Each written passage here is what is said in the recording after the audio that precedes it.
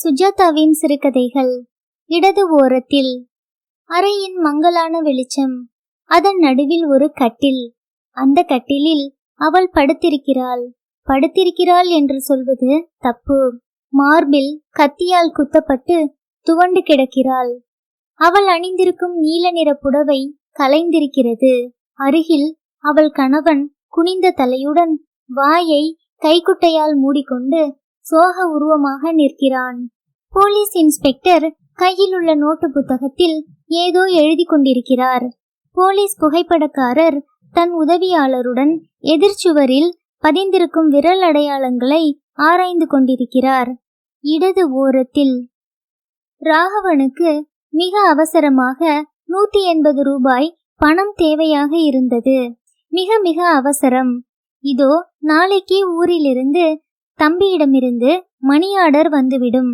இன்று சாயங்காலம் எடுத்து நாளை காலை திருப்பி விடலாம்.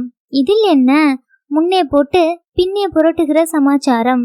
இந்த நம்பிக்கையில் ஆபீஸ் பணம் ரூபாய் 180 எடுத்து அந்த நீல நிற புடவையை வாங்கிவிட்டான். பளபளக்கும் அதன் அழகில் மயங்கி அவன் மனைவி மோகனமாய் சிரித்த போது 180 என்ன 1800 ரூபாய் கூட கையாடலாமே என்று தோன்றியது. மாலை இருவரும் சினிமாவுக்கு போன போது எதிரே வந்த சர்தார்ஜியை பார்த்ததும் சுரீர் என்றது ராகவனுக்கு. சர்தார்ஜி குருநானக்கின் பிறந்த தினம். நாளைக்கு தபால் ஆபீஸ் விடுமுறை. நாளைக்கு மணி ஆர்டர் வராது. ஆபீஸில் கையாடிய பணத்தை திருப்பி வைக்க முடியாது. ஐயோ! சினிமாவில் மனம் எப்படி செல்லும் ராகவனுக்கு? எதிரே விசாலமான திரையில் அவனை வேலையை விட்டு நீக்கிவிட்டதையும் சிறையிலே அடைப்பதையும் படமாக காட்டுவது போலிருந்தது. நகத்தை கடித்து கொண்டான். மனைவி, ஏன் ஒரு மாதிரியாக இருக்கிறீர்கள் என்றாள். ராகவன் பதில் பேசவில்லை. இடைவேளையின் போது குளிர்பானம் குடித்ததும் சற்று அமைதி ஏற்பட்டது. சாதாரணமாக ஆபீஸில் 20ஆம் தேதிக்கு பிறகு திடீர் செலவுகள் வருவது கிடையாது. மேனேஜர் பணம் எதுவும் கேட்க மாட்டார். இன்றைக்கு தேதி 22. முதல் தேதி வரை எப்படியும் சமாளித்து விடலாம். ராகவனுக்கு கொஞ்சம் தைரியம் ஏற்பட்டது. முதல் தேதி அன்றுதான் சம்பளம் கொடுக்கும் முன் மேனேஜர் போன மாத கணக்கை சரிபார்ப்பார். ஆனால் அதற்குள் மணி ஆர்டர் வந்துவிடும். இதோ நாளை மறுநாள் வந்துவிடும். பயப்படாதே, நிச்சயமாக பயப்படாதே என்று சொல்லிக் கொண்டான். ராகவனின் துரதிர்ஷ்டம், மறுதினமோ அதற்கு மறுதினமோ மணி ஆர்டர் வரவில்லை. 3வது தினம் கடிதம்தான் வந்தது. அண்ணா, இந்த தடவை நீ என்னை மன்னித்துதான் ஆக வேண்டும். உனக்காக அனுப்ப பணம் வைத்திருந்தது உண்மை. ஆனால் அதற்குள் அம்மாவுக்கு கடும் ஜுரம் வந்து அந்த மெடிசின் இந்த மெடிசின் என்று மருந்துக்கும் டாக்டருக்கும் செலவாகிவிட்டது. அம்மா பிழைத்தது உன் பணத்தால் தான். மன்னித்துக்கொள். ராகவன் பதறினான். மன்னிப்பு யாருக்கடா வேண்டும்? பாவி, பணம் வேண்டும். பணம் இல்லாவிட்டால் வேலை போய்விடும். சிறைவாசம் கூட நேருமே. இப்பொழுது என்ன செய்வேன்? முதல் தேதி மேனேஜர் கணக்கு பார்க்கும்போது உதைக்குமே. இருப்பது 6 நாள். வேண்டியது 180 ரூபாய். டென்சிங் எவரெஸ்ட் சிகரத்தை எட்டிப்பிடிக்க கிளம்பியது போல் ராகவன் ரூபாய் புரட்ட கிளம்பினான். 4 முக்கியமான நபர்களை கடன் கேட்க எண்ணினான். அதில் 2 பேர் இவன் போன சமயம் வீட்டில் இல்லை. 3ஆமவன் ரூபாய் என்றதும் பெரிய ஹாசியத்தை கேட்டது போல் இடி என சிரித்துவிட்டு இல்லை என்பதற்கு அத்தாட்சியாக தான் குடிக்கும் சிகரெட் பிராண்டை காட்டினான். அந்த வகை சிகரெட் மட்டத்திலும் மட்டமாம். 4வது நண்பன் இவன் கேட்க வாயெடுப்பதற்குள் தானே கேட்டுவிட்டான் ராகவனை. அழுத்து போய் வீட்டுக்கு வந்ததில் அந்த எண்ணம் உதயமாயிற்று. மனைவியின் சங்கிலியை கேட்டோ அல்லது திருடியோ எடுத்து சென்று விற்றால்? புடவை வாங்கி கொடுத்து விட்டு சங்கிலியை பறிப்பதாவது முட்டாள்தனம். வேறு என்ன செய்வது? தன் அறையில் வந்து உட்கார்ந்து செய்தித்தாளை புரட்டினான். உடனே துள்ளினான். அந்த இடத்தில் அந்த வினாடியில் அவனுக்கு அதிர்ஷ்டம் அடித்தது. செய்தித்தாளின் நடுப்பக்கத்தில் அவன் பார்த்த செய்தி. ஆசிரியருக்கு கடிதங்களில் 2வது கடிதம்தான் அவனை துள்ள வைத்தது.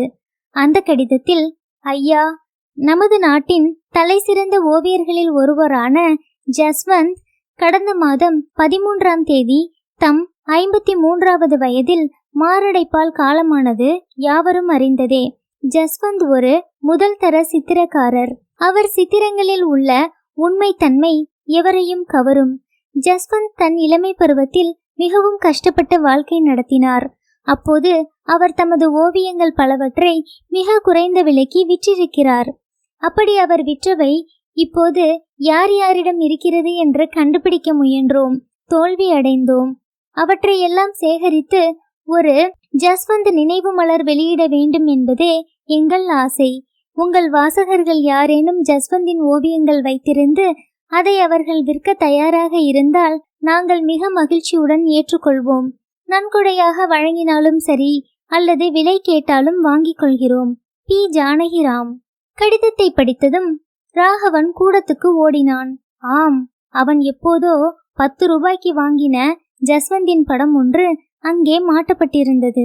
அதை கழற்றி ஒரு செய்தித்தாளால் மூடி சுற்றி கொண்டான். மாடி வீட்டிற்கு ஓடினான். அங்கே டெலிபோன் டைரக்டரி இருந்தது. அதிலிருந்து ஜஸ்வந்த் கழகத்தின் விலாசத்தை தெரிந்து கொண்டு உடனே புறப்பட்டான். நுங்கம்பாக்கத்தில் அந்த வீட்டின் கதவை தட்டும்போது ராகவனுக்கு கை நடுங்கியது பதற்றத்தால். திறந்தவர் ஒரு கண்ணாடி போட்ட வயதானவர். பிரித்து காட்டிய சித்திரத்தில் அந்த மனிதர் ஆழ்ந்து விட்டார். அவர் கண்களில் நீர் தழும்பியது. செக் புஸ்தகத்தை எடுத்து எவ்வளவு வேண்டும் என்று கேட்டார். 200 ரூபாய் என்றான் ராகவன். செக் எழுதி கொடுத்துவிட்டு, மிக்க நன்றி, இந்த சித்திரத்தை நான் மாத கணக்காக தேடிக்கொண்டிருக்கிறேன் என்றார் ஜானகிராம். செக்கை பையில் போட்டுக்கொண்டு தப்பினேன் என்று சுதந்திரமாக மூச்சு விட்டான் ராகவன். பேங்கில் மாற்றி பணத்தை எடுத்த இடத்தில் திருப்பினான்.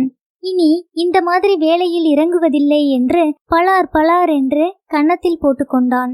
சில மாதங்களுக்கு பிறகு ஜஸ்வந்த் ஞாபகார்த்த மலரின் ஒரு பிரதி ராகவனுக்கு வந்தது. அதில் அவன் விற்ற சித்திரம் அழகாக அச்சடிக்கப்பட்டிருந்தது. அந்த சித்திரத்தில் அறையில் மங்கலான வெளிச்சம். அதன் நடுவில் ஒரு கட்டில். அந்த கட்டிலில் அவள் படுத்திருக்கிறாள். படுத்திருக்கிறாள் என்று சொல்வது தப்பு. மார்பில் கத்தியால் குத்தப்பட்டு துவண்டு கிடக்கிறாள். அவள் அணிந்திருக்கும் நீல நிற புடவை கலைந்திருக்கிறது. அருகில் அவள் கணவன் குனிந்த தலையுடன் வாயை கைக்குட்டையால் மூடிக்கொண்டு சோக உருவமாக நிற்கிறான். போலீஸ் இன்ஸ்பெக்டர் கையில் உள்ள நோட்டு புத்தகத்தில் ஏதோ எழுதி கொண்டிருக்கிறார். போலீஸ் புகைப்படக்காரர் தனது உதவியாளருடன் எதிர் சுவரில் பதிந்திருக்கும் விரல் அடையாளங்களை ஆராய்ந்து கொண்டிருக்கிறார். இடது ஓரத்தில் சாய்வாக ஜஸ்வந்த் என்று கையெழுத்து காணப்படுகிறது. இத்துடன் சுஜாதாவின் சிறுகதை இடது ஓரத்தில் நிறைவடைந்தது.